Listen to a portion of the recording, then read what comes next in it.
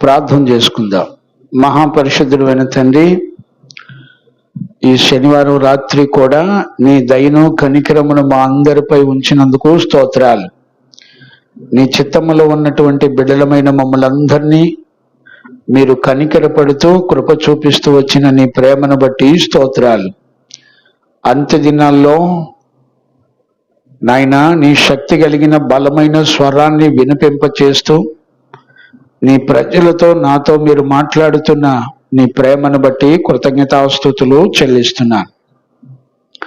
ఈ రాత్రి 1 తిమోతి పత్రిక 2వ అధ్యాయం 9 నుంచి 15 వచనాల్లో ఉన్నటువంటి సంగతులు, ప్రశ్నలు, జవాబులను మేము ధ్యానం చేయడానికి కృప చూపుతూ వచ్చినందుకు స్తోత్రాలు. ఈరోజు రాత్రి నీ వాక్కును ఆత్మను పంపి మమ్మల్ని అందరినీ పవిత్రులుగాను పరిశుద్ధులుగాను మహిమగల నీ రాకడ కొరకు మమ్మల్ని అందరినీ మీరు సిద్ధపరిచినందుకు కృతజ్ఞతాస్తుతులు చెల్లిస్తున్నాను. నాయనా నీ వాక్కు చేత ఆత్మ చేత మమ్మల్ని అందరినీ మీరు నడిపించినందుకు కృతజ్ఞతాస్తుతులు చెల్లిస్తూ యేసు నామంలో అడిగి పొంది ఉన్నాము తండ్రి, ఆమెన్. ప్రార్థన ఆలకించి కృపనిచ్చి విశ్వాసము ద్వారా అడిగినవన్నీ పొందుకునే భాగ్యం ఇచ్చి నడిపించిన యేసయ్యకు స్తోత్రము చేయదమో. స్తోత్రం స్తోత్రం స్తోత్రం స్తోత్రం స్తోత్రం. తండ్రి, కుమార, పరిశుద్ధాత్మ దేవునికి స్తోత్రము చేయదమో. స్తోత్రం స్తోత్రం స్తోత్రం స్తోత్రం స్తోత్రం స్తోత్రం. ఆమేన్. చూడండి నాన్న, మనందరం కూడా పరిశుద్ధ లేఖనాల్లో ఉన్నటువంటి సత్యాన్ని దేవుని దగ్గర నేర్చుకుంటున్నాము. ప్రభు యొక్క ఆత్మ మనందరికీ చక్కగా బోధించి నడిపించునుగాక. ఆమేన్. చదువుకుందాం. 1 తిమోతి పత్రికలో మనందరం కూడా 2వ అధ్యాయంలో మనందరం కూడా పరిశుద్ధుడైన దేవుని సముఖంలో నేర్చుకుంటూ వస్తున్నాము. ప్రాముఖ్యంగా ఈ 2వ అధ్యాయం ప్రాముఖ్యమైనటువంటి విషయాలు మనందరం కూడా చూడగలుగుతున్నాం. ఈ 2వ అధ్యాయంలో ప్రాముఖ్యంగా 9వ వచనం నుండి 15వ వచనం వరకు స్త్రీ సంఘములో మౌనంగా ఉండి నేర్చుకునవలసిందే గాని బోధించుటకైనను పురుషుని మీద అధికారము చేయుటకైనను ఆమెకు నేను సెలవియ్యను అని దేవాది దేవుడు పరిశుద్ధుల ద్వారా, అపోస్తుల ద్వారా సంఘాలతో మాట్లాడుతూ వచ్చారు. ఈ రోజుల్లో చాలా మందికి చాలా రకాల సందేహాలు ఎక్కువగా ఉండడాన్ని మనందరం చూడొచ్చు. అందుకనే దీని గురించినటువంటి సంగతులు ఇప్పటికీ దగ్గర దగ్గర 5 సెక్షన్లు కంప్లీట్గా చెప్పడం జరిగింది. ఇది 6వ సెక్షన్ని దేవుని సన్నిధిలో నేర్చుకుంటా ఉన్నాం. లాస్ట్ సెక్షన్లో కొన్ని ప్రశ్నలు కొంతమంది అడిగారు.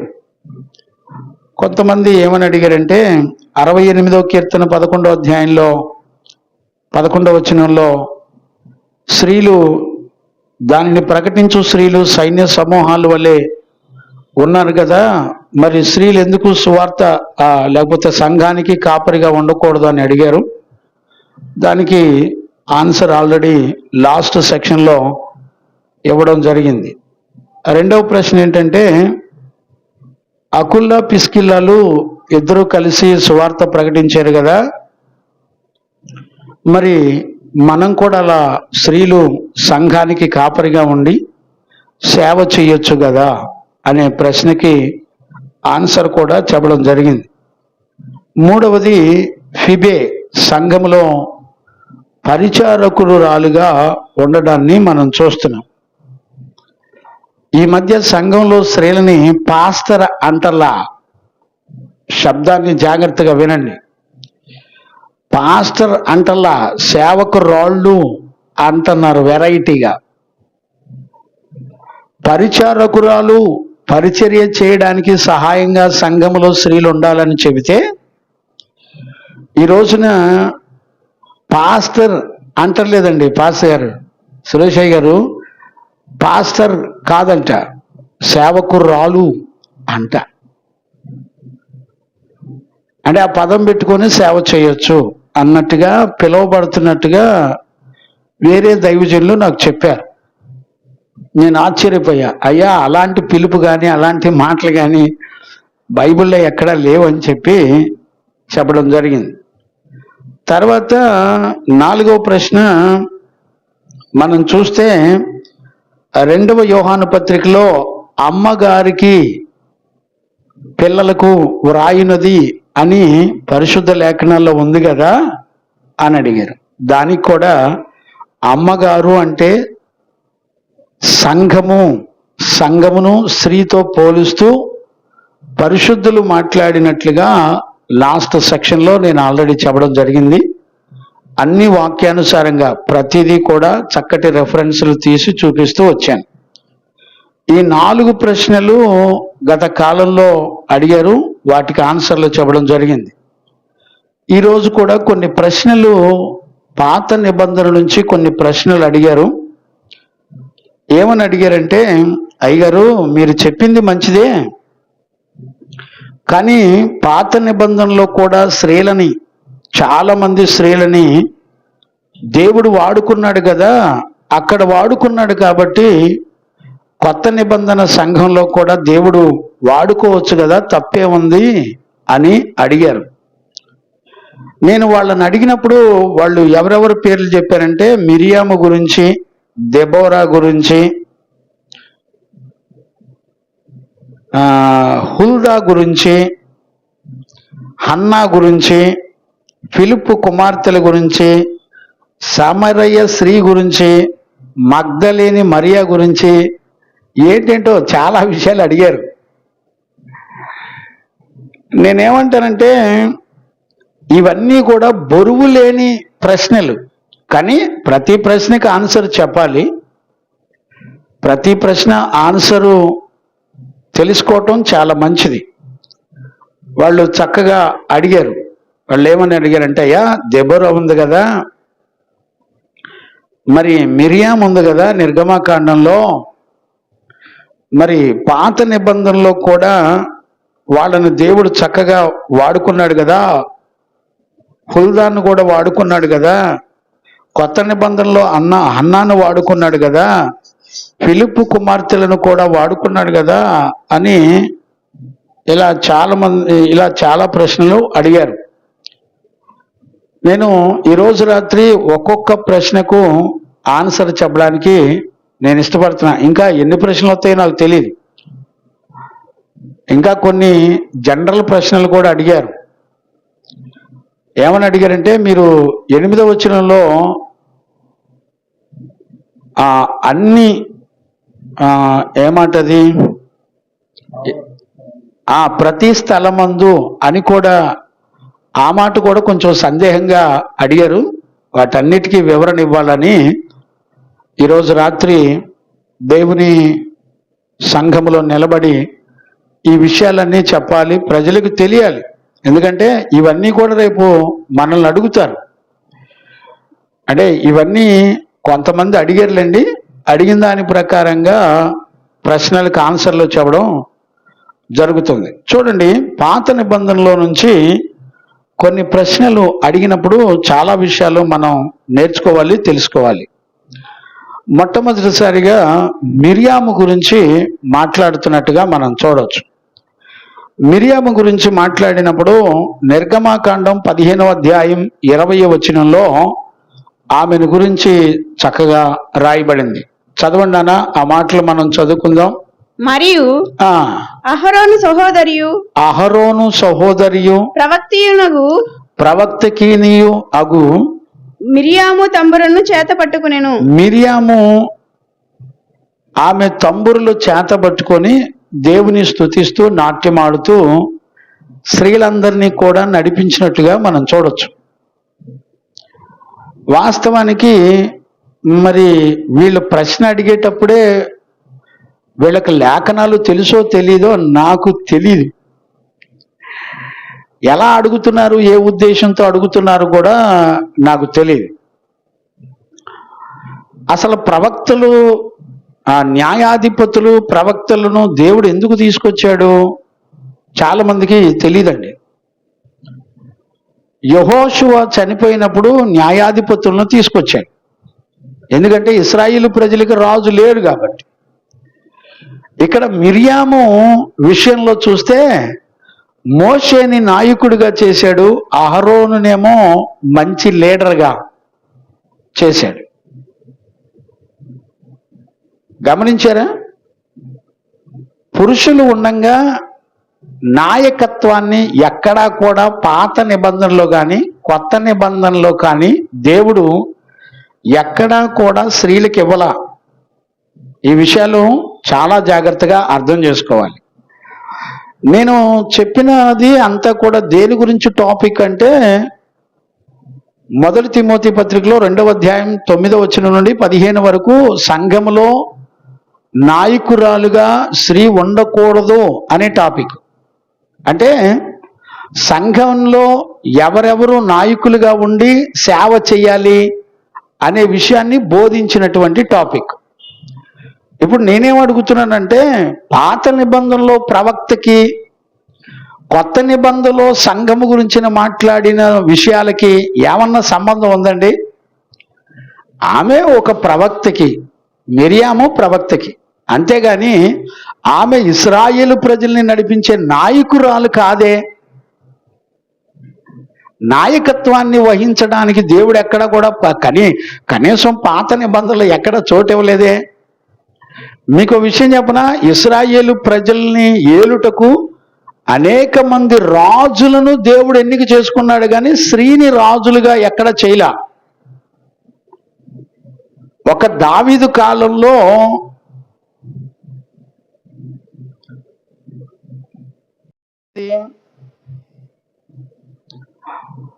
మోసం చేసి దావీదు సింహాసనాన్ని రహస్యంగా ఆక్రమించుకోవడానికి ప్రయత్నం చేసింది.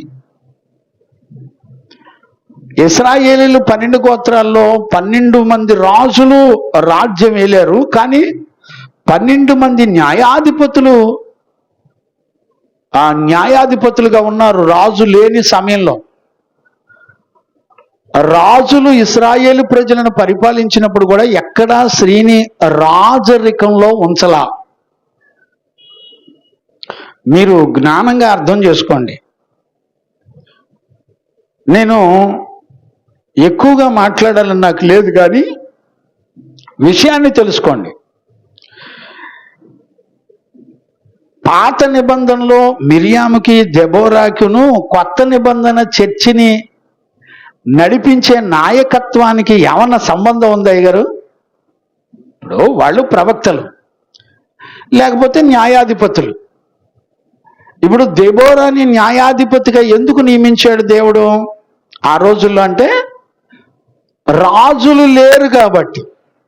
రాజులు ఎవరు కూడా వచ్చి రాజరికం చేయడానికి ఎవరు డేర్ చేయలా. చూడండి, మిరియాము విషయంలో న్యాయాధిపతుల పుస్తకంలో 4వ అధ్యాయంలో మిరియాము గురించి దెబోరా గురించి రాయటం జరుగుతుంది. 4వ అధ్యాయం 5వ వచనంలో గనుక మనం చూస్తే ఆమె ఎఫ్రాయిమీయుల మన్యమందలి రామాకును బేతేలుకును మధ్యనున్న దెబోరా శర్లవృక్షము క్రింద తీర్పుకై కూర్చుండుటకద్దు తీర్పు చేయుటకై ఇశ్రాయేలీయులు ఆమె యొద్దకు వచ్చుచుండిరి. ఆమె నఫ్తాలి కెదెషులో నుండి అబీనోయము కుమారుడైన బారాకును పిలువనంపించి అతనితో ఇట్లనెను. ఇక తర్వాత మీరు చదువుకోండి, ఇవన్నీ కూడా మీకు తెలుస్తాయి. 5, 6 అధ్యాయాలు మొత్తం మీరు చదువుకోండి. 4, 5, 6 అధ్యాయాలు వీటిల్లో ఉంటాయి.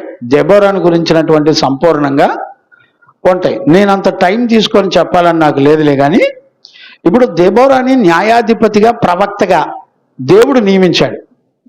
ఏ కాలంలో ఏ పరిస్థితుల్లో దెబోరాని నియమించాడు అనంటే ఆ రోజుల్లో యెహోషువ చనిపోయిన తర్వాత ఇశ్రాయేలు ప్రజలు రాజుగా నియమించబడ్డానికి ఎవరు ముందుకు రాలా. ఆ టైంలో అక్కడ చూడండి, ప్రజలంతా కూడా ఎలా తయారయ్యారో పరిశుద్ధ లేఖనాల్లో రాయబడింది. మీరు చూడండి, ఇక్కడ న్యాయాధిపతులు 21వ అధ్యాయంలో 24, 25 వచనాలు చదువునానా? న్యాయాధిపతుల పుస్తకం 24. 21, 24, 25 వచనాలు చదువునానా? పిమ్మట ఇశ్రాయేలులో ప్రతివాడును అక్కడ నుండి తమ గోత్ర స్థానములను కుటుంబములకు పోయెను. అందరును అక్కడ నుండి బయలుదేరి తమ స్వాస్యములకు పోయిరి. ఆ దినములలో ఇశ్రాయేలుకు రాజు లేడు. ప్రతివాడును తన ఇష్టానుసారంగా ప్రవర్తించుచు వచ్చెను. ఇప్పుడు చూడండి, ఇశ్రాయేలు ప్రజలందరూ ఎవడిష్టం వచ్చినట్టు వాడు బ్రతుకుతున్నాడు. రాజు లేడు, పరిపాలించే నాయకుడు లేడు. అప్పుడు దేవుడు దెబోరాని న్యాయాధిపతిగాను ప్రవక్తగాను దేవుడు నిలబెట్టాడు. ఇప్పుడు న్యాయాధిపతిగా ప్రవక్తగా దేవుడు నిలబెట్టాడు.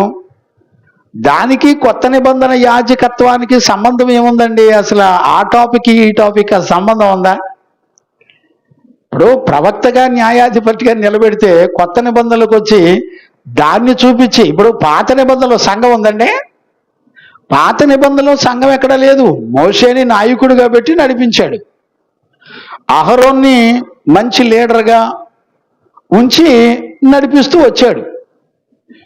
మిరియాము ప్రవక్తగా ఉంది. స్త్రీలు ప్రవక్తలుగా ఉండొచ్చు, తప్పే ఉంది. స్త్రీలు ప్రవచించేవారుగా ఉండొచ్చు. సంఘంలో స్త్రీలు చక్కగా మరి సువార్త చెప్పేవాళ్ళుగా ఉండొచ్చు. ఎక్కడెక్కడ చెప్పాలో కూడా దేవుని వాక్యం రాయబడింది. గమనించారా? తప్పేం కాదు. స్త్రీల కోటాల్లో చక్కగా స్త్రీలు వాక్యం చెప్పొచ్చు, చిన్నపిల్లలకు వాక్యం చెప్పొచ్చు, భార్య భర్తలు ఇద్దరు కలిసి ఇతరులకు వెళ్ళి వాక్యం చెప్పొచ్చు. ఈ విషయాలన్నీ కూడా పరిశుద్ధ లేఖనమే చెబుతుంది. కానీ సంఘానికి కాపరిగా నిలబెట్టే నాయకుణ్ణి, అధ్యక్షుణ్ణి, లేకపోతే పెద్దని, కాపరిని, స్త్రీలను ఎక్కడ కూడా నిలబెట్టలా. ఈ రోజున మరి ప్రపంచానికి ఎందుకు అర్థం కావట్లేదో నాకు తెలియట్లా. ఇప్పుడు పాత నిబంధన దెబోరాకును కొత్త నిబంధన సేవ చేయడానికి నాయకుడి గురించి మాట్లాడడానికి సంబంధాలే లేవు అసలు. మరి వాళ్ళు ఏ ఉద్దేశంతో మాట్లాడుతున్నారో, ఒకదానికి సంబంధం లేకుండా ఎందుకు తీసుకొచ్చి పెడుతున్నారో కూడా నాకు తెలియదు. దేవునికి మహిమ కలుగునగాక. Praise the Lord. గమనించారండి, యెహోషువ మరణించినప్పుడు దెబోరాను దేవుడు వాడుకున్నాడు. ఆమె చాలా నమ్మకమైన చక్కటి ప్రవక్తగా, న్యాయాధిపతిగా, దేవుని పక్షంగా చక్కగా నిలబడి పరిచర్య చేసింది ఆ తల్లి. గమనించారా? ఇప్పుడు బారాకు కూడా ఇశ్రాయేలు సైన్యానికి నాయకుడిగా ఉన్నాడు. నడిపించేటప్పుడు, యుద్ధానికి వెళ్ళేటప్పుడు దెబోరాను కూడా రమ్మని పిలుస్తాడు. నువ్వు లేకుండా నేను వెళ్ళలేను అంటే పురుషులు ఎవరు కూడా రాజుగా ఉండటానికి భయపడిపోయారు. ఎవరు కూడా డేర్ చేయలా. అప్పుడు బారాకుతో పాటు దెబోరా కూడా బయలుదేరి వెళ్ళింది. ఎవరిని చంపడానికి? సిసిరా రాజుని చంపడానికి. అక్కడ చంపింది కూడా యావేలు అనే ఒక స్త్రీ చంపింది. బారాకు చంపలేదు, దెబోరా చంపలా. శత్రువుని చంపింది ఒక స్త్రీ. అలానే సంఘానికి నాయకుడిగా, అధికారిగా, దైవజనుడిగా ఉండి సేవ చేయడానికి దీనికి సంబంధం లేదే. పోనీ దెబోరాని ఏమన్నా ఇశ్రాయేలు ప్రజలకు నాయకురాలుగా ఏమైనా పెట్టాడా? నాయకత్వం వహించి వీళ్ళందరినీ నడిపించమ్మా అని చెప్పి ఏమని చెప్పాడా? అది కూడా లేదు కదా. ఈ రోజున దేన్ని ఎలా పోల్చుకుంటున్నారో కూడా అర్థం కాని పరిస్థితి. గమనించారా? దేవునికి మహిమ కలుగునగాక. Praise the Lord. పాత నిబంధనలో కానీ, ఎక్కడా కూడా కొత్త నిబంధనలో కానీ ఒక్క స్త్రీని కూడా యాజకత్వపు సేవ చెయ్యాలని ఎక్కడా కూడా ఒక్క స్త్రీని కూడా రాజుగా దేవుడు చేయలా. కనీసం పాత నిబంధన యాజకత్వంలో స్త్రీలు కూడా ఒక్కళ్ళు కూడా లేరు. సురేష్ అయ్య గారు, పాత నిబంధనలో యాజకులు ఉన్నారు కదా, యాజకుల లిస్టులో ఒక్క స్త్రీని కూడా దేవుడు పెట్టలా. కనీసం అలా అనుకోవడానికి ఒక్క స్త్రీని కూడా దేవుడు నిలబెట్టలే. ఈ రోజుల్లో మరి ఎలా ఏ వచ్చినాన్ని, ఏ విషయాలతో పోల్చుకుంటున్నారో కూడా తెలియటల్లా. ఇంకా కొత్త నిబంధనలోకి వస్తే హన్నాను మనం చూడొచ్చు. హన్నా ఆమె ప్రవక్తకి అని లూకాసు వార్త 2వ అధ్యాయం 36వ వచనంలో చక్కగా రాయబడి ఉంది. ఆ మాట కూడా చదువునానా? లూకాసు వార్త 2వ అధ్యాయం 36వ వచనం.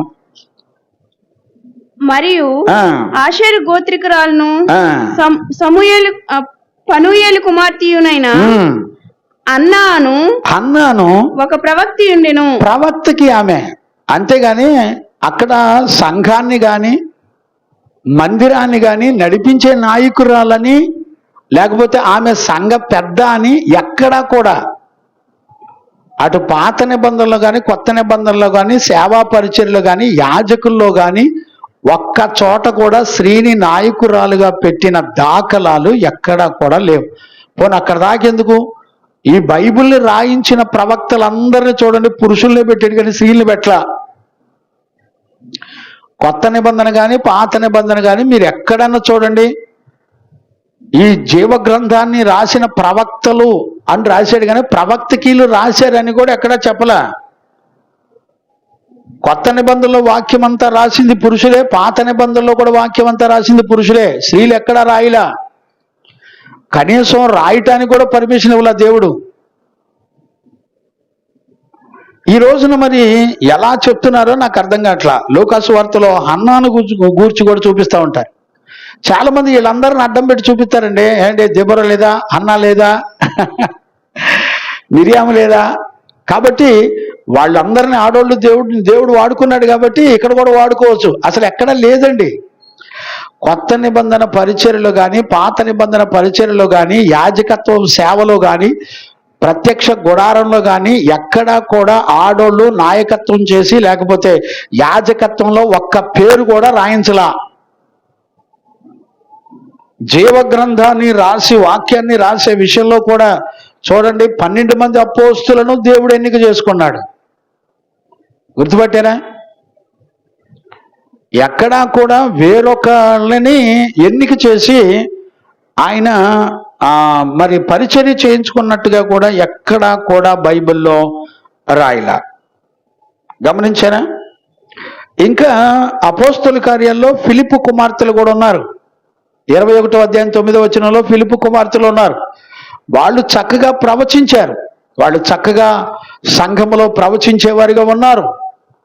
మంచిది. పరిశుద్ధాత్ముడు పంచిచ్చిన కృపావరాలు, ప్రవచనాత్మ, అన్య భాషల వరాలు, ఆ భాషలకు అర్థం చెప్పే వరాలు, సంఘములో స్త్రీలు చక్కగా కృపావరాలన్నిటిలో కూడా చక్కటి పాలు పంపులు ఉన్నట్టుగా మనం కొత్త నిబంధనలో కూడా చూడొచ్చు. సంఘములో స్త్రీ చక్కగా ప్రవచించవచ్చు. నేర్చుకునే విషయంలో మౌనంగా ఉండి నేర్చుకోవచ్చు. కానీ బోధించుట అయినను పురుషుని మీద అధికారం చేయటకైనను ఎక్కడా కూడా ఆమెకు సెలవు లేదు అనేటువంటి విషయాన్ని మనందరం కూడా చూడొచ్చు. దేవునికి మహిమ కలుగును గాక. Praise the Lord. అర్థమైందండి? ఇప్పుడు ఎవరెవరిని చూసాం? సమరయ స్త్రీని చూసాం. సమరయ స్త్రీ ఏం చేసింది? ఊర్లో సువార్త ప్రకటించింది. తప్పేముంది? ఊర్లోకి వెళ్ళి అనేక మందిని దేవుని యొద్దకు నడిపించండి, చక్కటి సువార్త ప్రకటించండి. భార్య భర్తలు ఇద్దరు వెళ్ళి సువార్త ప్రకటించండి. ఆడపిల్లలు ఎదురైతే ఆడపిల్లలకు సువార్త ప్రకటించండి. తప్పేముంది? చక్కటి సేవా పరిచయం చేయండి. కానీ సంఘానికి కాపరిగా, పురుషుని మీద అధికారిగా, లేకపోతే నాయకురాలుగా ఎక్కడ కూడా ఈ పరిశుద్ధ జీవ గ్రంథంలో కొత్త నిబంధనలు కానీ పాత నిబంధనలు కానీ దేవుడు ఎక్కడా కూడా సెలెక్ట్ చేసి పెట్టుకోలేదు. మరి మీరు ఏ వాక్యం ఆధారంగా చూసుకొని మాట్లాడుతున్నారో నాకు తెలీదు. ఏదన్నా మీకు ఆధారం ఉందంటే ఈ విషయాలన్నీ చూపిస్తారు. చూడండి, ఈ బరువు లేని ప్రశ్నలు, ఆ దేవుని వాక్యం ముందర నిలబడలేని ప్రశ్నలు ఇవన్నీ ఒక్కటి కూడా. అందుకనే కొరింథీ పత్రికలో పౌలు అంటాడు, అసలు ఆడవాళ్ళ దగ్గరికే వాక్యం వచ్చిందా, వాళ్ళకే అధికారం దేవుడు ఏమైనా ఇచ్చాడా అని కూడా చాలా సూటిగా మాట్లాడుతున్న రెఫరెన్సులు కూడా నేను చదివించాను, చూపించాను. ఏమండి? ఆలోచించే వాళ్ళు ఎవరు లేరు. దేవునికి మహిమ కలుగును గాక. కొత్త నిబంధన టెస్టిమెంట్ అంతా కూడా రాయించాడు దేవుడు. ఆడవాళ్ళతో ఎక్కడ రాపించలేదే, అంతా పురుషులే. పోనీ మీకు ఒక విషయం చెప్పనా, ఇప్పుడు మొదటి తిమోతి పత్రిక చదువుకున్నాం కదా, 3వ అధ్యాయం మొదటి నుంచి 1 నుంచి 7 వచనాలు చదవండి. మొత్తం ఎవరి గురించి రాయబడింది? సంఘ కాపరత్వం చేసే పురుషుడు గురించి మాట్లాడుతూ రాశాడు. సంఘానికి పెద్దగా, నాయకుడిగా, పై ఆత్మలకు విచారణకర్తగా ఉన్నవాడు, అతని జీవితం ఎలాగుండాలో రాశాడు. కానీ వాక్యం చెప్పే స్త్రీ ఎట్టుండాలో రాయబడిందా? ఏమీ లేదు. చాలా మంది అనుకుంటున్నారు నేనేదో ఆడోళ్ళంటే పడదో, నేనేదో విమర్శిస్తున్నాను అనుకుంటున్నారు. మీ ప్రశ్నలన్నిటికీ కూడా నేను చక్కగా వాక్యంలో నుంచి ఆన్సర్లు తీపిచ్చి చూపిస్తున్నాను. నేను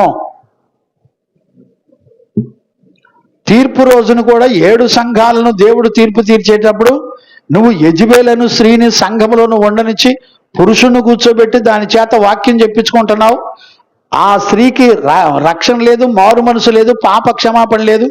దాన్ని నేను మంచం పట్టించి దాన్ని శపించానని చెప్పి దేవుడు చెప్తున్నాడు. నమ్మేవాళ్ళు ఎవరు లేరు.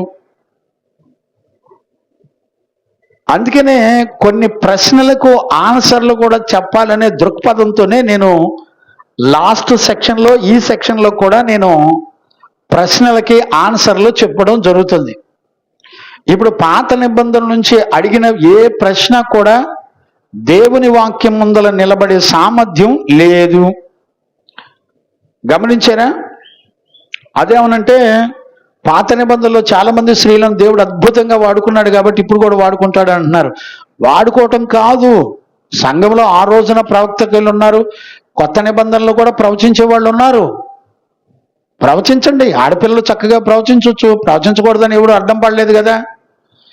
పౌలు చెప్పేటప్పుడు కూడా 2 విషయాలు చెప్పాడు. సంఘంలో స్త్రీ మౌనంగా ఉండి నేర్చుకోవాలి, పురుషుడి మీద అధికారం చేయకూడదు, ఆమె బోధకురాలుగా నిలబడకూడదు, పురుషుడిని కూర్చోబెట్టి గద్దించడం అనేది స్త్రీ చెయ్యకూడదు, ఆమెకు సెలవు లేదు. కారణం ఏంటో చెప్పాడు. ఏమని చెప్పాడు? కారణం ఆదాము మోసపోలేదు కానీ స్త్రీ మోసపోయింది. కనుక మోసపోయిన వాళ్ళని దేవుడు సంఘానికి నాయకత్వాన్ని ఇచ్చి నాయకుడిగా, పెద్దగా, కాపరిగా, ప్రవక్తగా ఎక్కడా కూడా ఉంచలా. సంఘంలో ప్రవచించే వాళ్ళుగా ఉండొచ్చు, తప్పులేదు. అందుకనే ఈరోజు రాత్రి మరి దెబోరా గురించి, మిరియాము గురించి, హుల్దాన్ గురించి కూడా 2వ రాజులు 22వ అధ్యాయంలో మీరు చదువుకోండి. మొత్తం చెప్పడానికి కాదు కానీ మీరు చదువుకోండి.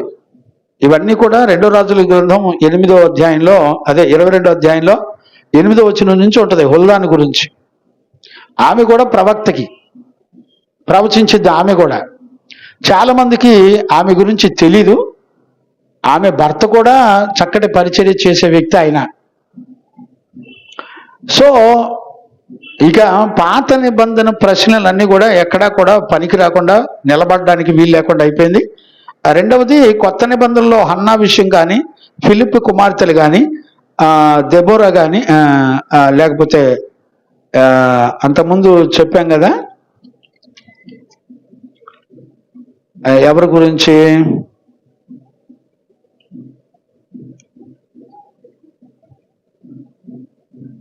దేవునికి మహిమ కలుగునగాక, ప్రైజ్ ది లార్డ్. అదే ఫిబే గురించి, కొత్త నిబంధనలో అపోస్తుల కార్యాల్లో ఫిబే గురించి చెప్పాం కదా. ఏవి కూడా నాయకత్వం యొక్క విషయాలు, బాధ్యతలు వాళ్ళకి ఎక్కడా కూడా ఇచ్చినట్టుగా ఎక్కడా లేవు. మరి ప్రశ్న అడిగేవాళ్ళు మరి ఏ ఉద్దేశంతో అడుగుతారో కూడా నాకు తెలియదు. దేవునికి మహిమ కలుగునగాక, ప్రైజ్ ది లార్డ్.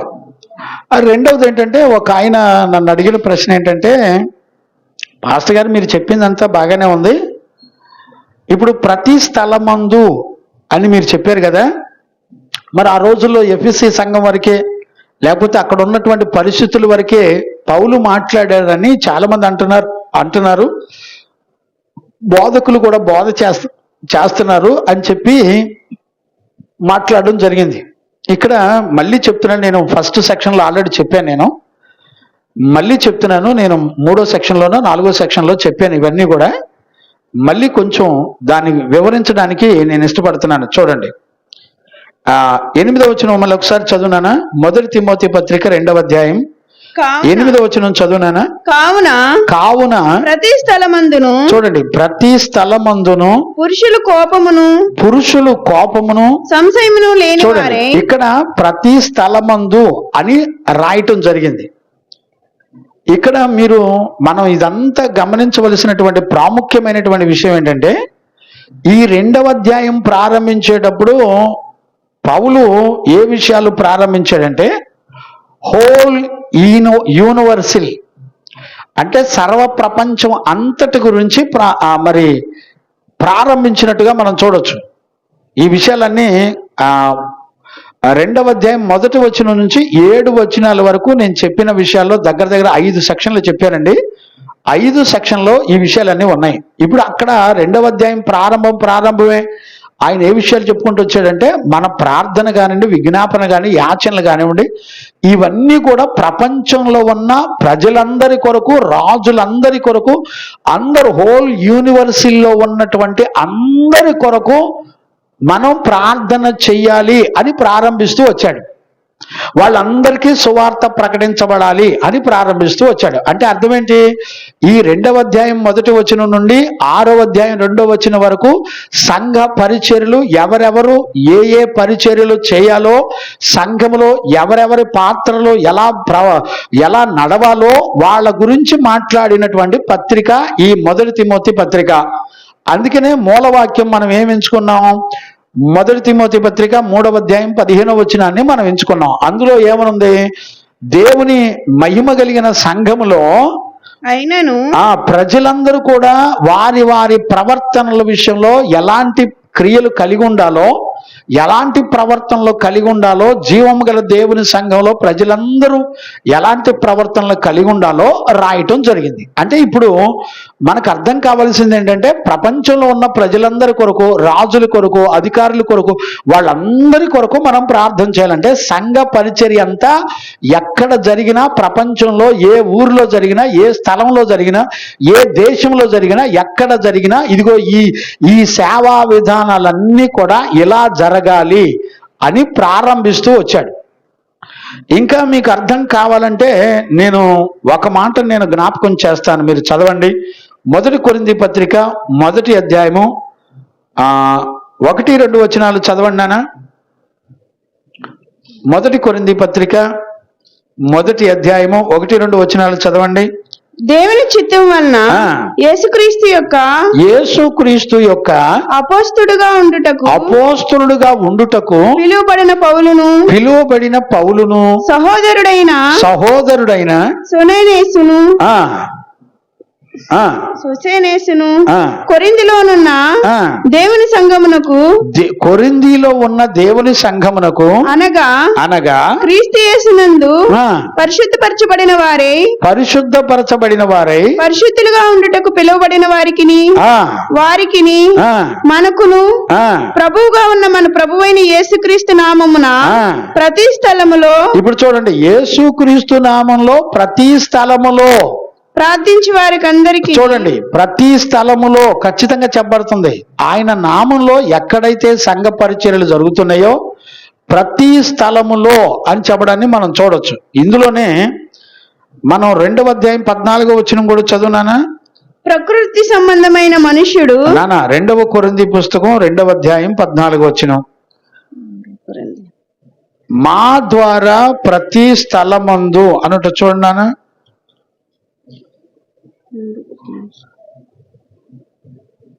మా ద్వారా ప్రతి స్థలమందును, అంటే ప్రతి స్థలం అంటే ఏంటి?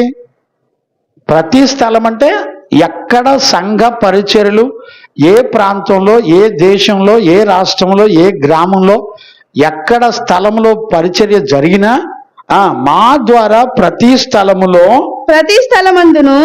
క్రీస్తును గూర్చినటువంటి జ్ఞానము యొక్క సువాసనను కనపరచుచు ఆయన యందు మమ్మను ఎల్లప్పుడూ విజయోత్సవముతో ఊరేగించిన దేవునికి స్తోత్రములు. ప్రతి స్థలములో విజయోత్సవంతో ఊరేగించారంట దేవుడు. ఎక్కడికి వెళ్ళినా కూడా, ఏ సంఘానికి వెళ్ళినా, ఏ స్థలానికి వెళ్ళినా, ఇప్పుడు దుర్బోధకులంతా చెప్పేదేంటి? ఎఫ్ఎస్సి సంఘం వరకే రాశాడు ఆ పత్రిక, మిగతా వాళ్ళకు కాదు అంటున్నారు. అసలు 2వ అధ్యాయం పరిచర్య మొత్తం కూడా ఎలా చేయాలో ప్రారంభించినప్పుడు సర్వ ప్రపంచంలో అందరి రక్షణ నిమిత్తమై విజ్ఞాపనలు, యాచనలు, ప్రార్థనలు, సువార్త పరిచర్యలు అందరికీ ప్రకటించబడాలి, అందరి కొరకు చెయ్యాలని స్టార్ట్ చేశాడు. అందులో పురుషులు కోపము లేక సంశయం లేకుండా పరిశుద్ధమైన చేతులెత్తి ప్రార్థన చేస్తూ అని పురుషుల కొరకు రాశాడు. స్త్రీల కొరకు రాసినప్పుడు 9వ వచనం నుండి 15వ వచనం వరకు రాశాడు.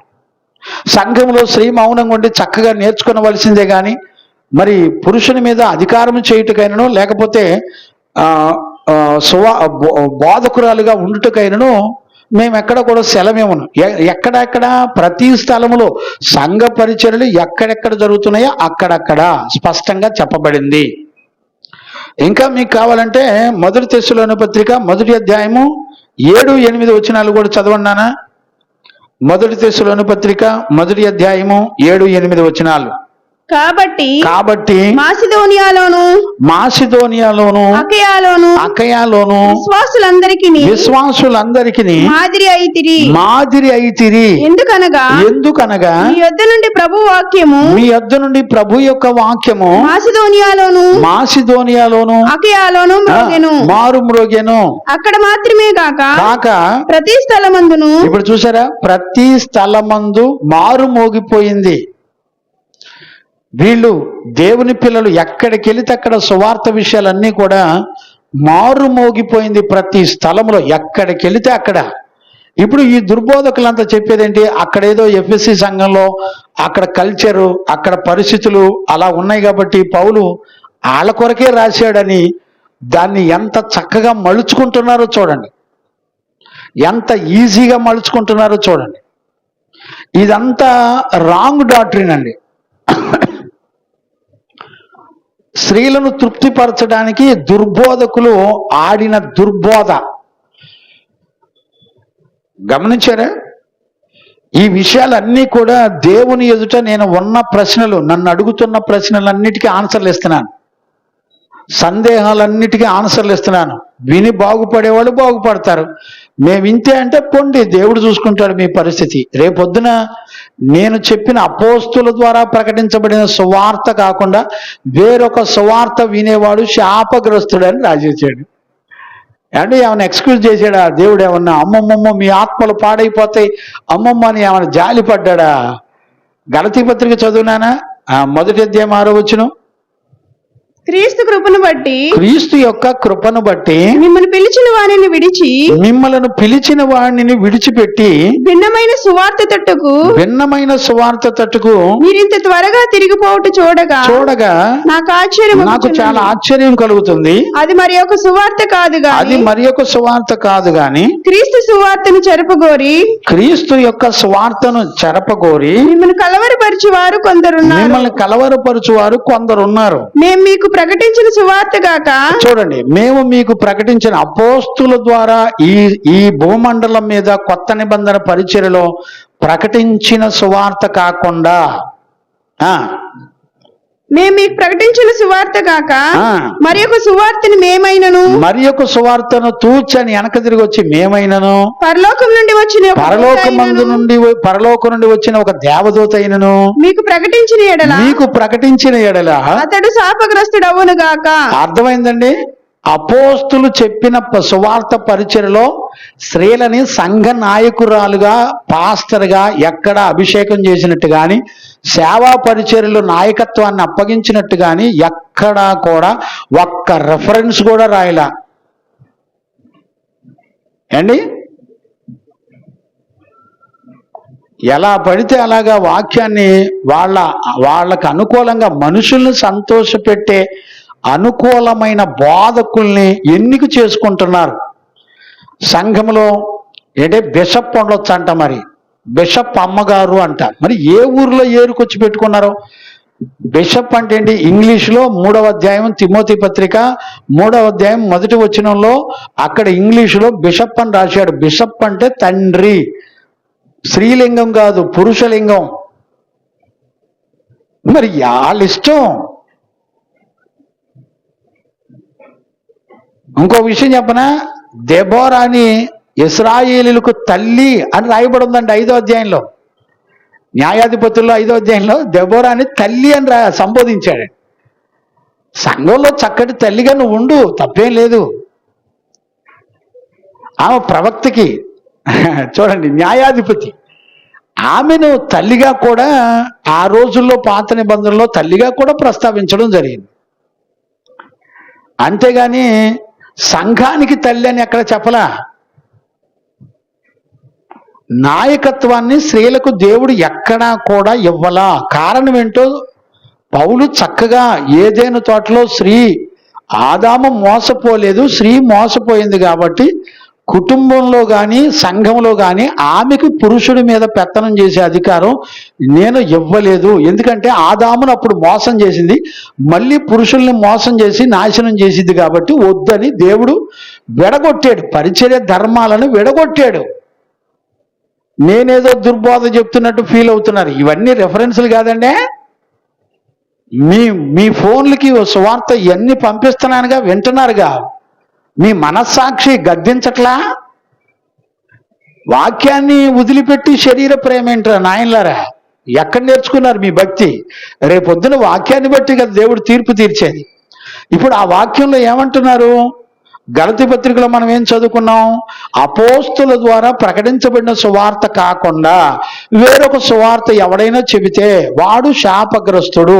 ఒక్కసారి కాదు 2 సార్లు చెప్పబడింది ఆ మాట. అక్కడే కంటిన్యూ చేయనా? గలతీ పత్రికలో 8వ వచనం. ఇప్పుడు నేను మనుషుల దయని సంపాదించుకొని చూచుచున్నానా, దేవుని దయని సంపాదించుకొని చూచుచున్నానా? నేను మనుషుల్ని సంతోష పెట్టగోరుచున్నానా? నేను ఇప్పటికి మనుషుల్ని సంతోష పెట్టేవాడినైతే, మనుషుల్ని కనుక సంతోష పెట్టేవాడినైతే క్రీస్తు దాసుడిని కాకపోదు. నేను క్రీస్తు యొక్క దాసుడిని కాకపోదును. మనుషుల్ని సంతోష పెట్టే పరిచయం లేదండి. ఎవరు నేర్పారు? వాక్యం చెప్తుంది. అపోస్తుల ద్వారా ప్రకటించబడిన సువార్త మనం ప్రపంచానికి ప్రకటించాలి. అపోస్తులు సంఘాలకు ఏం బోధించారు? 3వ అధ్యాయం 1వ వచనం నుంచి 7 వచనాలు చదువుకోండి. అక్కడ సంఘానికి కాపరిగా, నాయకుడిగా, సంఘ పెద్దగా పురుషుణ్ణి నియమించాడు దేవుడు. స్త్రీని ఎక్కడ నియమించలేదే. ఆమె పరిచారకురాలుగా ఉండొచ్చని రాశాడు. పరిచర్య చేయొచ్చు, సంఘంలో అందరూ కూడా పరిచర్యలు చేయొచ్చు. చదువునానా 1 తిమోతి పత్రిక 3వ అధ్యాయం 11, 12 వచనాలు చదువు. అటువలే పరిచయ చేయ స్త్రీలను, పరిచర్యలు చేసేటువంటి స్త్రీలు మాన్యులై. రాయపు గారు, మీరు వెళ్ళి గుంటూరులో చక్కగా ఆడోళ్ళ బోధ ఇన్నొస్తున్నారా? సంఘ కాపర ఆడోళ్లేగా. నువ్వు వెళ్ళే సంఘం మాట్లాడయ్యా, ఆడోళ్లేగా. నువ్వు వెళ్ళే సంఘం గుంటూరులో ఎవరి దగ్గరికి వెళ్తున్నావు? మరి ఆడోళ్ళ దగ్గరికి వెళ్ళి నువ్వు వెళ్ళేది. పాస్టమ్ గారు చెప్పావుగా, నాకు చెప్పావా లేదా? సరే, ఓకే, మంచిది. చూడండి, స్త్రీలు పరిచారకులుగాను, అటువలే పరిచయ చేయ స్త్రీలను, పరిచర్యలు చేసేటువంటి స్త్రీలను మాన్యులై కొండెములు చెప్పని వారును. చూడండి, కొండెములు చెప్పకుండా ఉండాలి. మితానుభవం గలవారు, మితానుభవం కలిగిన వారై ఉండాలి. అన్ని విషయంలో నమ్మకస్తులై ఉండాలి. గమనించారా? పరిచర్య చేయటానికే, ఏది దైవజనుడికి సహకారులుగా ఉండడానికి వాళ్ళు అన్ని విషయాల్లో నమ్మకస్తులై ఉండాలంట. కొండగత్తులుగా ఉండకూడదు. అక్కడ వార్తలు ఇక్కడ వార్తలు అక్కడ చెప్పి తగాదలు పెట్టేవాళ్ళకి ఉండకూడదు. గమనించారండి? కొన్ని సంవత్సరాల క్రితం ఒక తల్లి సేవకురాలు పిలిచింది వాక్యం చెప్పడానికి. వెళ్తే ఇక చూడండి, మధ్యలో టీ బ్రేక్ ఇస్తే మొత్తం ఆడవాళ్ళందరిని కూర్చోబెట్టుకొని డాక్రాల విషయాలు మాట్లాడుకుంటున్నారు. నేనేం చెప్పాను, అక్కడి నుంచి లేచి వచ్చేసాను. నేను ఇక ఏం చేస్తాం? ఎవరు చెప్తే వింటారండి? వీళ్ళ శరీర సంబంధమైన ఉద్రేకాలు తప్ప దేవుని వాక్యాన్ని, సత్యాన్ని ఉన్నట్టుగా గ్రహించుకునే వాళ్ళు ఎవ్వరు లేరండి. 11, 12 వచనాలు కంప్లీట్ చేయమ్మా. పరిచారకులు ఏకపత్ని పురుషులను, చూడండి, పరిచారకులు ఏకపత్ని పురుషులను తమ పిల్లలను తమ ఇంటి వారిని బాగుగా ఏలువారని ఉండవలెను. చూడండి, పరిచర్య చేసేవాడు, సేవ చేసేవాడు తమ పిల్లల్ని, భార్యల్ని, కుటుంబాన్ని చక్కగా ఏలేవాడై ఉండాలి. అంతేకాకుండా అసలు పెళ్లి చేస్తే భార్యను వదిలిపెట్టి సేవ చేయటం ఏంది అండి? ఈ రోజున అలాంటి వాళ్ళు పెళ్లిళ్ళు కూడా చేస్తున్నారు. మరి వాళ్ళకున్న ధైర్యాన్ని దేవునికి అప్పగించాలి. నేనేం చేస్తాను? ఒక సేవకుడు సేవ చేయాలంటే కుటుంబ జీవితంలో భార్యని, పిల్లల్ని చక్కగా ఏలాలి. సంఘాన్ని ఏలలేనోడు 3వ అధ్యాయం 5వ వచనం చదువునానా? ఎవడైనను తన ఇంటి వారిని ఏలకపోయిన ఎడల అతడు దేవుని సంఘంని ఎలాగ పాలించెను? అసలు దేవుని సంఘాన్ని ఎట్ట నడిపిస్తాడు? భార్య పిల్లల్ని నడిపించుకోవడం చేతగానోడు దేవుని సంఘాన్ని ఎట్ట పాలిస్తాడని ఖచ్చితంగా వాక్యం నిలదీసి అడుగుతుంది. అంటే భయం ఉందండి? ఏమీ లేదండి. సిగ్గు, శరం, సీము, నెత్తురు ఏమి ఉండదు. వాక్యానికి భయపడేవాళ్ళు ఎవరు లేరు. రేపొద్దున మనల్ని తీర్పులో నిలబెట్టేది ఈ వాక్యమే. మోసపోతున్నారు బిడ్డలారా, కొంచెం భయపడండి దేవునికి. ఇప్పుడు దగ్గర ఈ 9వ వచనం నుండి 9వ వచనం నుండి 15 వచనాలు, మొదటి తిమోతి పత్రిక 2వ అధ్యాయం 9వ వచనం నుంచి 15 వచనాలు, ఇప్పటికి 6వ సెక్షన్ చెప్తున్నా. ఈ రోజుతో 6 గంటల టాపిక్స్ ఇచ్చా. 6 గంటల వర్తమానం. జాగ్రత్తగా వినండి, 1కి 2 సార్లు వినండి. మోసపోకుండా మిమ్మల్ని మీరు కాపాడుకోండి. మొహమాటం ఎందుకండి? ఇదే వాక్యమే కదా రేపొద్దున తీర్పులో మనల్ని నిలబెట్టేది. దేవుని ఎదుట ఎలా నిలబెడతారు చెప్పండి? దయచేసి ఈరోజు ఖచ్చితంగా ఈ విషయాన్ని మనం గుర్తుపట్టాలి. దేవునికి మహిమ కలుగును గాక. Praise the Lord. మరొక ప్రశ్న ఏంటంటే ఆల్రెడీ చెప్పాను, మళ్ళీ చెప్పాల్సి వస్తుంది. అయ్యగారు తగుమాత్రపు వస్త్రాలు అన్నాడు కదా, అది మళ్ళీ ఒకసారి వివరంగా చెప్పండి. ఆ తగుమాత్రపు వస్త్రాలు ఇంట్లోనే ఉండంగా కూడా ఇంట్లో కూడా అలానే ఉండాలా? లేకపోతే సంఘంలోనికి వచ్చినప్పుడు ఏ వస్త్రాలు వేసుకుంటున్నామో ఇంట్లో కూడా ఇక అయ్యే వస్త్రాలు వేసుకోవాలా? ఒకవేళ మేము ఫంక్షన్లకి బయటికి వెళ్ళినప్పుడు వేరొక వస్త్రాలు కూడా వేసుకోవచ్చా? ఇందులో ఏమన్నా కన్ఫ్యూజ్ ఏమైనా ఉందా? ఇంకొకసారి వివరంగా చెప్పండి అని ఒక సిస్టర్ అడిగింది నన్ను. గమనించారా? మెసేజ్ పెట్టారు, అడిగారు. తప్పులేదు, చాలా మంచి ప్రశ్న. చాలా మందికి ఈ ప్రశ్నలు కొంచెం డౌట్లు ఉంటాయి. అంటే సంఘానికి వెళ్ళేటప్పుడే ఒక రకంగా తగుమాత్రంతోనే మనం ప్రయాణం చేసి వెళ్ళాలా, లేకపోతే ఎట్లయినా వెళ్ళొచ్చా అనేది కూడా చెప్తున్నారు. దేవునికి మహిమ కలుగును గాక. ప్రశ్న అడుగుతున్నారు, మంచిది, చక్కటి ప్రశ్న అడిగింది ఆ తల్లి. మళ్ళీ ఒకసారి ఎక్స్ప్లెయిన్ చేద్దాం. అంటే గత కాలంలో చెప్పాను నేను, 2వ సెక్షన్లోనో 3వ సెక్షన్లోనో చెప్పాను. ఆ 2వ సెక్షన్లో చెప్పాను ఈ వివరాలన్నీ, మీరు వినండి. ఇప్పుడు 6వ సెక్షన్లో కూడా మళ్ళీ కొంచెం ఎక్స్ప్లెయిన్ చేస్తున్నాను, చూడండి. మనం అర్థం కావాల్సింది ఏంటంటే, మళ్ళీ ఆ వచనాన్ని మళ్ళొకసారి మీరు చదవండి నాన్న. 9-10 స్త్రీలను చూడండి. 9-10 వచనాలు చక్కగా చదువుతున్నారు, మళ్ళొకసారి వినండి. మరియు స్త్రీలను అణుకువయు స్వస్థ బుద్ధి గలవారై ఉండి తగుమాత్రపు వస్త్రముల చేతనే. మొట్టమొదట ఏం కావాలి? అణుకువ కావాలి, స్వస్థత బుద్ధి కలిగిన వాళ్ళై ఉండాలి. స్వస్థత బుద్ధి అంటే ఏంటి? సెల్ఫ్ కాన్ఫిడెన్స్, అంటే మనస్సాక్షిని స్థిరంగా నిలుపుకోవటం ఏంటి? తగుమాత్రపు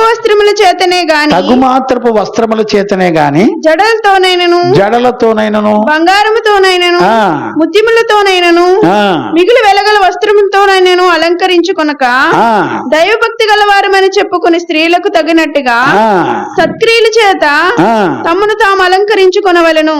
సత్క్రియల చేత తమ్మును తాము అలంకరించుకొనవలెను. చూసారా? వస్త్రములతోనైనను అని చెప్పి 2 సార్లు చెప్పాడు. ఒక్క వచనంలోనే 2 సార్లు మాట్లాడాడు వస్త్రాల గురించి. సహజంగా స్త్రీలు అలంకరణ విషయంలో కానీ వస్త్రాల విషయంలో కానీ వాళ్ళు ఎక్కువ సమయాన్ని ఖర్చు పెడతా ఉంటారు. గమనించండి. అంటే ఇక్కడ వెండి బంగారాలతోన అలంకరించుకోవాలా అనే ప్రశ్న కూడా ఇందులో ఉంది. అసలు వద్దా అనే ప్రశ్న కూడా ఉంది. ఇక్కడ దానిని నా ఉద్దేశం ఏంటంటే, వెలుపల అలంకరణ మీకు అలంకరణగా ఉండక అని పేతురు రాయటం మొదలుపెట్టాడు. మీరు పేతురు అంటే ఇద్దరు దైవజనులు ఒక విషయాన్ని రుజువు చేసినప్పుడు ఆ సాక్ష్యాన్ని పరలోకం ఒప్పుకుంటుంది. ఇప్పుడు పేతురు పత్రికలో కూడా మనం చూస్తే, మొదటి పేతురు పత్రిక 3వ అధ్యాయం 3వ వచనం, 3వ అధ్యాయం 3వ వచనం, జడలు అల్లుకొనుటయు బంగారు నగలు పెట్టుకొనుటయు వస్త్రములు ధరించుకొనుటయును వెలుపటి అలంకారం మీకు అలంకారంగా ఉండక. ఇప్పుడు చూడండి, 2 రకాల అలంకరణల గురించి పేతురు మాట్లాడుతున్నాడు. మీరు ప్రాముఖ్యంగా వెలుపలి అలంకరణలు అలంకరణగా ఉండొద్దు, తగుమాత్రపు వస్త్రాలు వేసుకోండి. జడలు అల్లుటైన అంటే, జడలు అల్లటం అంటే అర్థం ఏంటి? ఇప్పుడు మాంత్రికులు కూడా జడలు అల్లుతారు. మీరు చూడండి, ఇప్పుడు ఇంటి దగ్గర ముగ్గులు వేసేటప్పుడు కూడా ఆ మాంత్రికుడు కూడా ముగ్గులు వేస్తాడు, జడలు అల్లుతాడు. మన ఇళ్లలో కూడా జడలు అల్లుకుంటారు, ముగ్గులు కూడా వేస్తారు. ఈ 2 కూడా ఒక మంత్ర కట్టుకు సూచనలు. అవి మంత్ర ప్రయోగాలు ఉంటాయి దానిలో, ఆ మెలికల్లో. కాబట్టి ఈ విషయంలో మాంత్రికుడు చేస్తున్నాడు అదే పని, మనం కూడా చేస్తున్నాం. అందుకని జీవగ్రంథం ఏమంటుందంటే, మీరు జడలు అల్లుకొనుట యందు మీరు చాలా జాగ్రత్తగా తగుమాత్రపు వస్త్రములంటే వినయ విధేయతలు కలిగినటువంటి ఒక చక్కటి ప్రవర్తనతో కూడినటువంటి అలంకరణ ఉండాలి. అంటే వెలుపల మీరు అలంకరించుకునే విషయాల్లో మీరు చాలా తగుమాత్రంగా, అంటే గౌరవప్రదమైన, లేకపోతే విలువైన, లేకపోతే ఒక వినయ విధేయతలతో తగ్గింపుతో కూడిన అనే అర్థాలు వస్తాయి. ఏంటి? ఇప్పుడు మనం సంఘంలో నీకున్న ధనాన్ని బట్టి చక్కటి 4-5 రకాల చైన్లు, పట్టు వస్త్రాలు వేసుకొని వెళితే అక్కడ సంఘంలో పేదోళ్ళు కూడా ఉంటారుగా. మరి వాళ్ళ పరిస్థితి ఏంటి?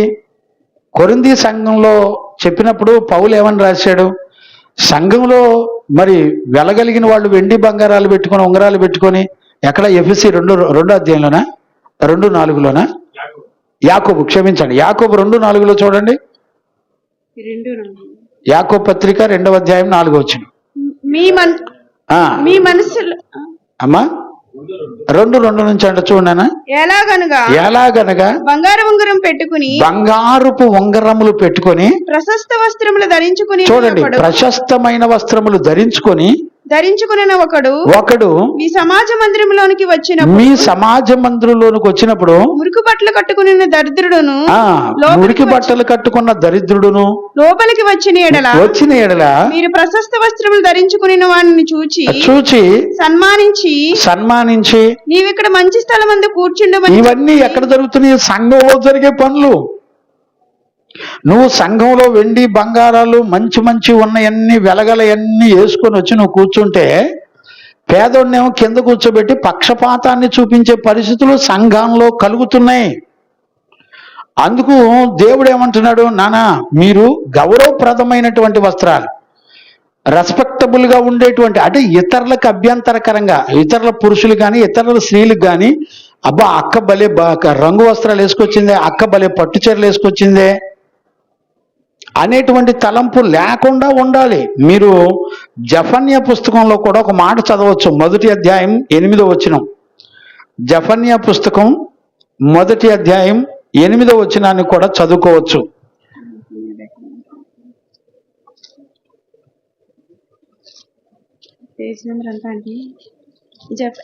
జఫన్యా 1వ అధ్యాయం 8వ వచనం చదువునానా? యెహోవా ఏర్పరిచిన బలిదినమందు, యెహోవా ఏర్పరచినటువంటి బలిదినమందు అధిపతులను రాజకుమారులను అధిపతులను అన్య దేశస్థుల వలె వస్త్రములు వేసుకుంటున్నారు. యెహోవా బలిదినమున ఆయన మందిరంలోకి వచ్చి అధిపతులు, రాజులు, గొప్పోళ్ళంతా వచ్చి ఏం చేస్తున్నారు తెలిసిన?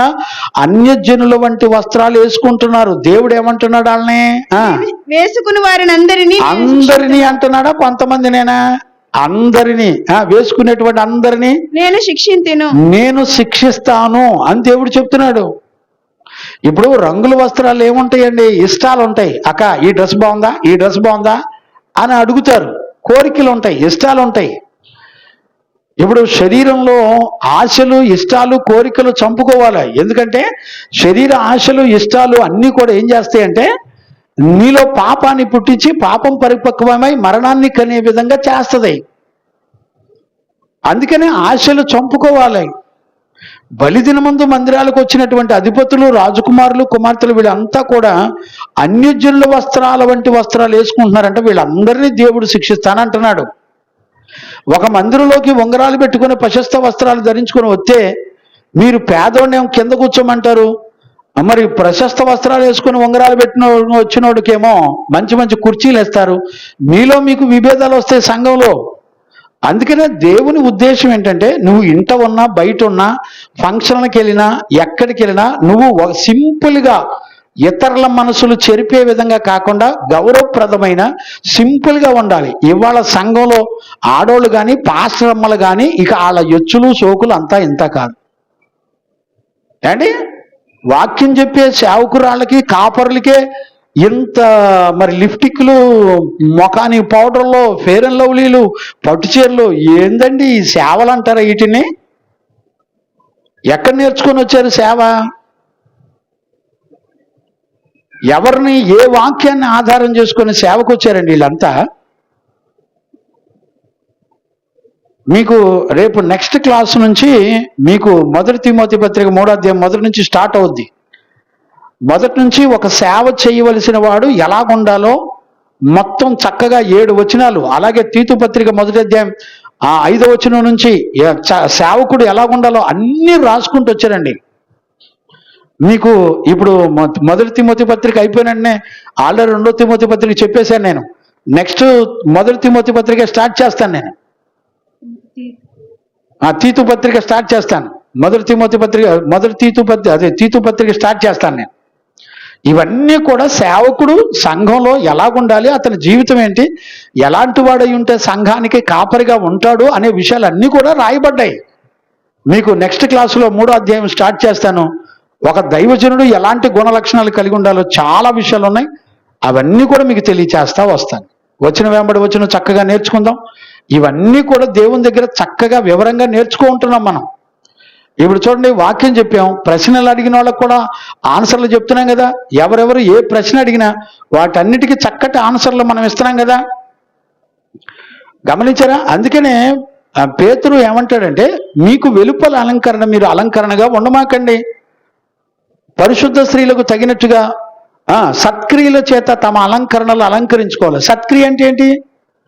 దేవుడు ఒక స్త్రీని సంఘంలో ఎలా బతకమని చెప్పాడో, ఎలాంటి ప్రవర్తన కలిగి ఉండమని చెప్పాడో ఆ ప్రవర్తన అంతా తన జీవితాంతం కలిగి ఉండటమే దేవుడు సిద్ధపరిచిన సత్క్రియలు చేయటం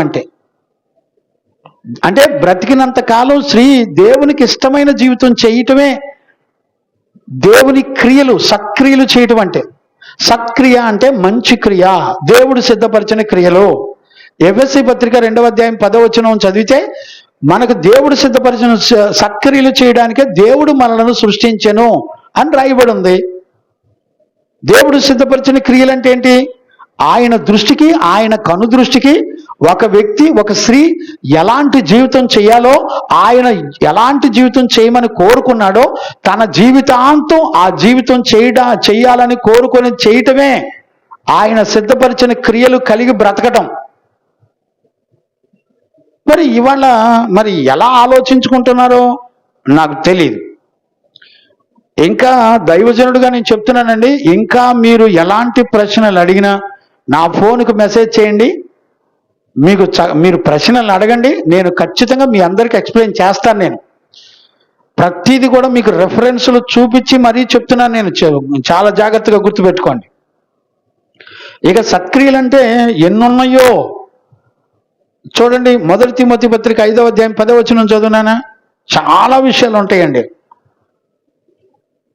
కావాలంటే మీరు రాసుకోండి. 1 తిమోతి పత్రిక 6వ అధ్యాయం 18, 19. పేరు పొందిన విధవరాలు పిల్లలను పెంచి, చూడండి మళ్ళీ జాగ్రత్తగా చదువునానా, సత్క్రియలకు పేరు పొందిన విధవరాలు. ఇప్పుడు చూడండి, సత్క్రియలకు పేరు పొందిన విధవరాలు పిల్లలను పెంచి. ఇప్పుడు చూడండి, సత్క్రియలు అంటే ఏంటి?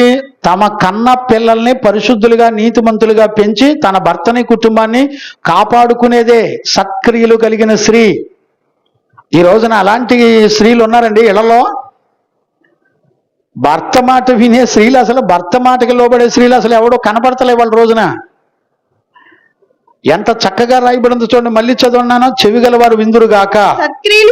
సత్క్రియలకు పేరు పొందిన విధవరాలు. ఇప్పుడు సత్క్రియలకు పేరు పొందిన ఒక విధవరాలు, భర్త చనిపోయాడు, పిల్లలను పెంచి చక్కగా పిల్లల్ని పరిశుద్ధులుగా పిల్లల్ని పెంచి పరదేశులకు ఆతిథ్యం ఇచ్చి, ఇది చూడండి, ఇతరులకు చక్కటి ఆతిథ్యం ఇస్తూ పరిశుద్ధుల పాదములు కడిగి పరిశుద్ధుల పాదాలను కడుగుతూ శ్రమపడే వారికి సహాయము చేసి శ్రమపడే వాళ్ళకి సహాయం చేస్తూ ప్రతి సత్కార్యము చేయి పూనుకున్నదైతే, ప్రతి వారికి మంచి క్రియలు సత్కార్యము చేయి పూనుకునేటువంటి స్త్రీలు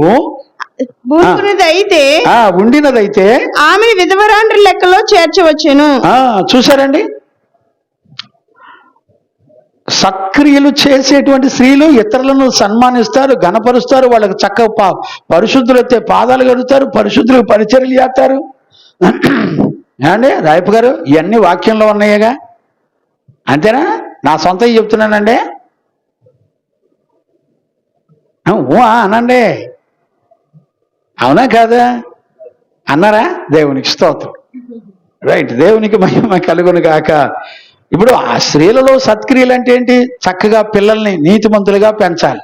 మరి పిల్లల్ని ఎక్కడ పెంచుతున్నారు చెప్పండి?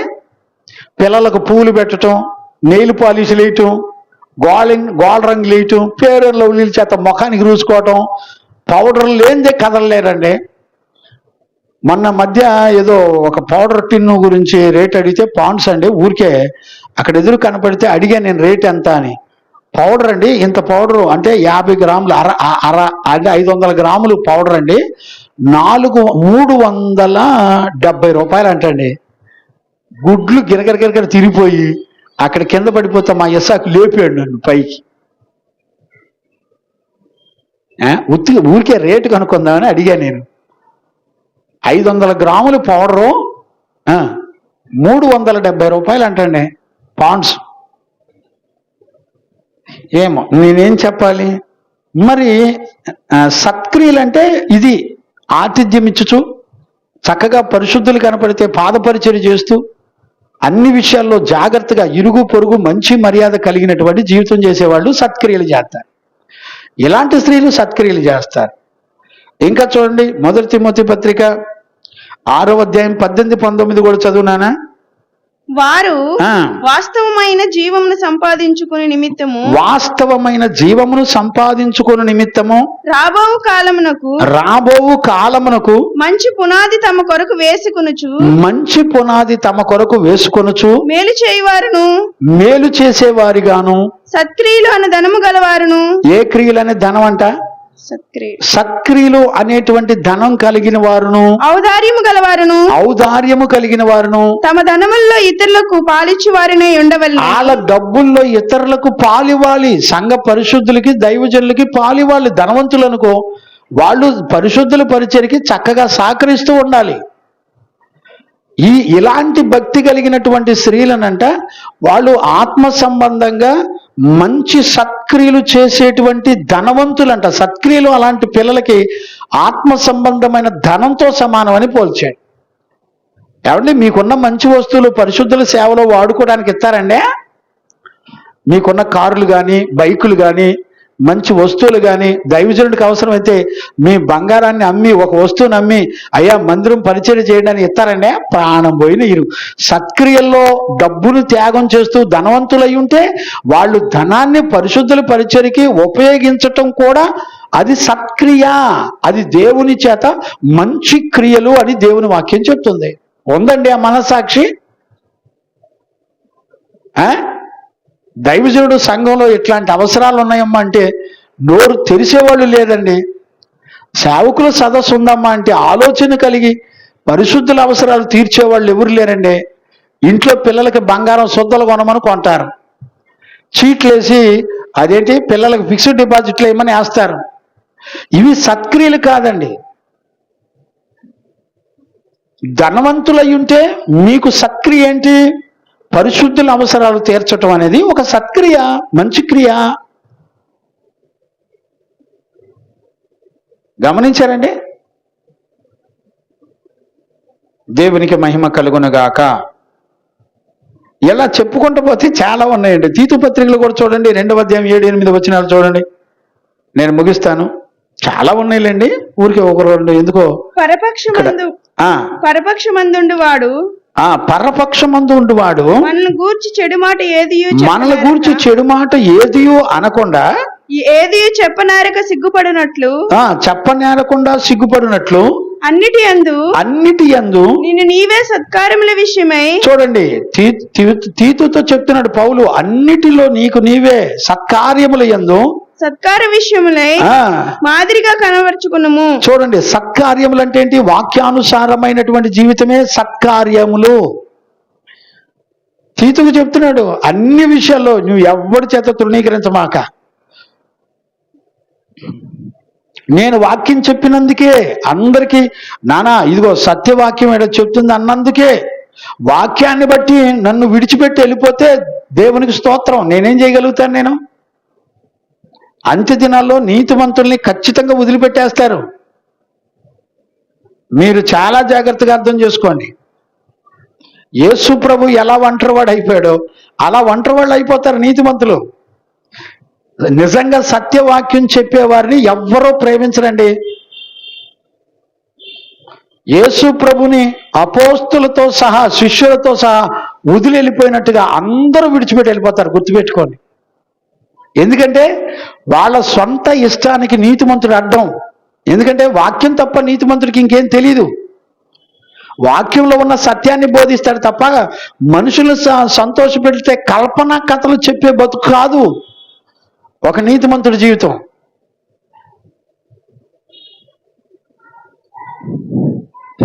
నన్ను అందరూ తిడుతున్నారండి. ఏంటి ఎప్పుడు చూసినా ఆన్లైన్ ఏళ్ళ తిడతామని అంటున్నారు. నేను తిడతానా? వాక్యానుసారంగా మీరు చేసే పరిచర్యలు తప్పు. ఇదిగో నేను వాక్యాన్ని రెఫరెన్సులు మీకు చూపిస్తున్నాను. వాక్యమై ఉన్న యేసు క్రీస్తును ప్రత్యక్షంగా చూపిస్తున్నాను. వాక్యానికి విరుద్ధంగా ఉంటే నాతో ఫోన్ చేసి మాట్లాడి నా బతుకును మార్చండి. వాక్యానుసారంగా నా దగ్గరికి వచ్చి మాట్లాడే దమ్ము ధైర్యం లేదండి, రాలేరు. వాక్యం చూపించకుండా ఒక్క నోటి దురద మాటలు మాట్లాడుతూ నన్ను అవమానపరుస్తూ నీతిమంతుడిని అవమానపరుస్తూ బ్రతుకుతున్న వాళ్ళు చాలా మంది ఉన్నారు. వాళ్ళందరి విషయం దేవుడు చూస్తాడు, దేవుడు యుద్ధం చేస్తాడు. నీతిని చెప్పినందుకేనండి చాలా మంది నన్ను వదిలిపెట్టి వెళ్ళిపోయే వాళ్ళు ఎక్కువ మంది ఉన్నారు. దైవజనుడు అసలు ఏ ఉద్దేశంతో ఒక విషయాన్ని చెప్తున్నాడు? ఏమంటే మీ అందరి చేత తిట్టించుకోవడానికా నేను చెప్పేది? ఆ లేఖనాల్లో అలాగుందో లేదో పరిశీలించి చూసుకోమని దేవుని వాక్యం చెప్తుంది కదా. ఎవరికి మనస్సాక్షి లేదు. తీర్పు రోజు అనేది ఒకటి ఉందండి. ఒక్కసారి మనిషి చచ్చిపోవాలి, అది నెక్స్ట్ మన ప్రోగ్రాం అంతా మనం బతికిన బతుకు అంతటికి తీర్పు ఖచ్చితంగా ఉంటుంది, గుర్తుపెట్టుకోండి. దేవునికి మహిమ కలుగునుగాక. అక్కడే 2:14 కూడా చదువునానా? తీతు పత్రిక 2వ అధ్యాయం. సమస్తమైన దుర్నీతి నుండి మనల్ని విమోచించి సమస్తమైన దుర్నీతి నుండి మనలను విమోచించి సత్క్రియలందు ఆసక్తి గల ప్రజలను సత్క్రియలందు ఆసక్తి కలిగినటువంటి ప్రజలను తన కోసం పవిత్రపరచుకుని. చూసారా, సత్క్రియలు ఎవరైతే జరిగిస్తారో వాళ్ళనంట దేవుడు తన కోసం పవిత్రపరుచుకుంటాడంట, పరిశుద్ధపరుచుకుంటాడంట.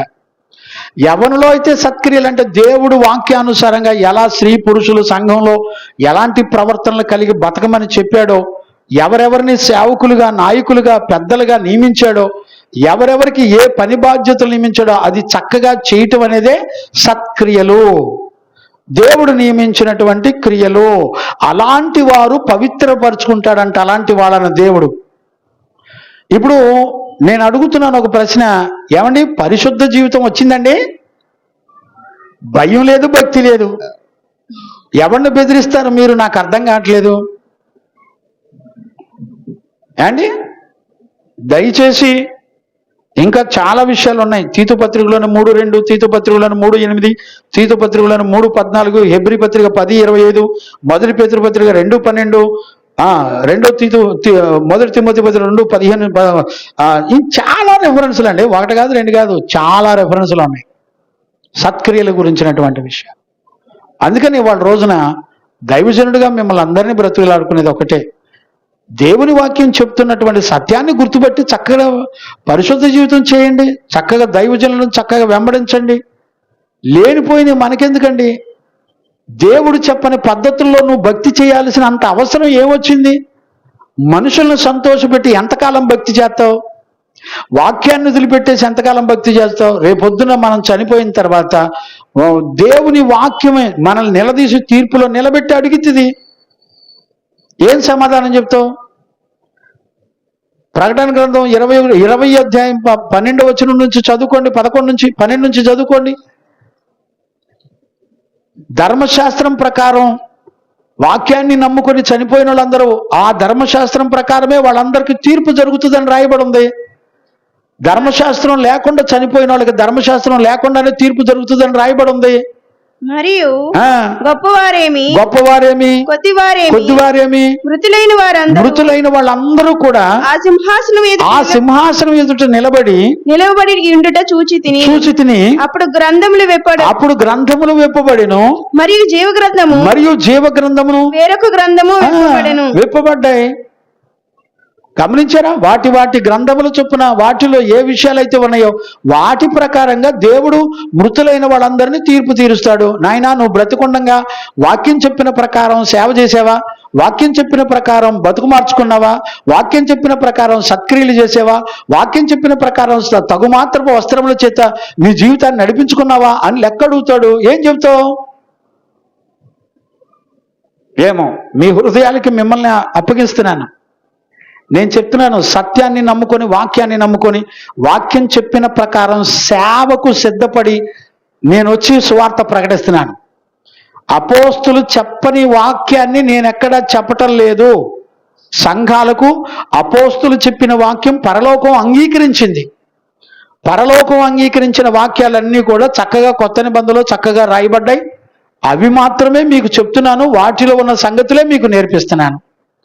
దేవుడు అపోస్తుల ద్వారా చెప్పని సంగతులు ఏవి కూడా మీకు నేర్పటల్లా. గుండె ధైర్యంగా నిలబడి చెప్పగలను, సంఘం ముందల, సమాజం ముందల.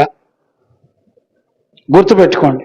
కనుక ఈ రోజు రాత్రి ఒక తండ్రిగా, దైవజనుడిగా నేను మిమ్మల్ని బతిలాడుకుంటున్నాను. జాగ్రత్త, వెళ్ళండి, ఎక్కడికో చోటుకి వెళ్ళండి, ఎక్కడికైనా వెళ్ళండి, నాకు సంబంధం లేదు. కానీ దేవుని వాక్యంలో ఉన్న విషయాలు మాత్రం సత్యము చెప్పి చనిపోతాను అంతే. ప్రభు అపోస్తుల ద్వారా ఏ విషయాలైతే ప్రకటన చేయబడిందో ఆ విషయాలు మేము చెప్పిన తర్వాత సంపూర్ణంగా చెప్పి ప్రభువుని ఎదుర్కోవడానికి సిద్ధపడతాం. నాకేం బాధ లేదు. వినేవాడు ఉంటాడు. ఇప్పుడు సంఘంలో ఉన్న 3-4 కుటుంబాలు కూడా మానేసినా నాకేం బాధ లేదు, ఇబ్బంది ఏమి లేదు. ఎవరు బెదిరింపులకు భయపడి నేను సేవ చేసే జీవితం నాది కాదు. దేవుని వాక్యంలో ఉన్న సత్యాన్ని చెప్పి బతికి చనిపోవడానికి ఇష్టపడే బ్రతుకు నాది. అందుచేత నీతిమంతులైన సేవకులు కదల్చబడరు. వాళ్ళు ఎప్పటికీ ఫరెవర్ చక్కటి స్థిరమైన మనసు కలిగి ఉంటారు. దేవునికి మహిమ కలుగునుగాక. అలాంటి కృప సంఘానికి, బిడ్డలందరికీ ప్రభు యొక్క ఆత్మ అనుగ్రహించి నడిపించును గాక. ఆమేన్. ప్రార్థన చేసుకుందాం. మహాపరిశుద్ధుడైన తండ్రి, ఈ దినాన అనేక ప్రశ్నలు, సమాధానాలు, అనేక విషయాలు నీ ప్రజలతో, నాతో మీరు మాట్లాడుతూ వచ్చారు. చాలా మంది అంత్య దినాల్లో మరి స్త్రీలు సంఘంలో బోధించవచ్చా లేదనే ప్రశ్నలకి రకరకాల సందేహాల చేత బాధపడుతున్న ప్రజలతో, నాయనా, మా గొల్లపూడి గ్రామ ప్రజలతో మీరు మాట్లాడుతూ వచ్చారు. నాయనా, ఈ విషయాలు 6 సెక్షన్లు మీరు మాట్లాడుతూ వచ్చారు. 6 గంటల పైన ప్రభా మీరు దర్శించి మాట్లాడుతూ వచ్చారు. బిడ్డల జ్ఞానోదయాన్ని కలుగ చేయండి. సత్యాన్ని నమ్ముటకు మంచి మనస్సాక్షిని దయచేయండి. మోసపోకుండా సహాయం చేయండి. ప్రభు రాకడ దినాల్లో అనేకులు మోసపోతారు. దేవుని అభిషేకం లేని వాళ్ళు అనేకులు మోసపోయి దుర్బోధల తట్టు తిరిగి వాళ్ళు శరీర ఉద్రేకాల యందు ఆనందపడే పరిస్థితులు ఉన్నాయి.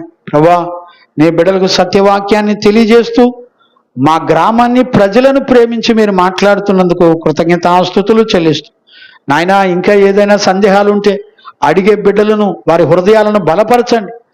నాయనా, కనీసం నా ఫోన్కి మెసేజ్లను పెట్టి అడగడానికి కృప దయచేయండి. నీ దయనుంచినందుకు, సత్యాన్ని మాట్లాడి బోధించినందుకు కృతజ్ఞతాస్తుతులు చెల్లిస్తూ యేసు నామములో అడిగి పొంది ఉన్నాము తండ్రి. ఆమేన్. ప్రార్థన ఆలకించి అడిగినవన్నీ పొందుకునే భాగ్యమిచ్చి నడిపించిన యేసయ్యకు స్తోత్రము చేయుదుము. స్తోత్రం, స్తోత్రం, స్తోత్రం, స్తోత్రం. తండ్రి కుమార పరిశుద్ధాత్మ దేవునికి స్తోత్రము చేయుదుము. స్తోత్రం స్తోత్రం స్తోత్రం స్తోత్రం స్తోత్రం. ఆమేన్. మన తండ్రి అయిన దేవుని నుండి, మన ప్రభు అయిన యేసుక్రీస్తు నుండి, పరిశుద్ధాత్మని యొక్క అన్యోన్య సహవాసము, సన్నిధి, సమాధానం విశ్వసించిన బిడ్డలకును సకల పరిశుద్ధులకును యేసయ్య కృపా సమాధానములు మనందరికి తోడయుండి నడిపించును గాక. ఆమేన్. హల్లెలూయా హల్లెలూయా హల్లెలూయా. అందరికీ వందనాలు. ప్రభు కృప మీ అందరికి తోడయుండి నడిపించును గాక.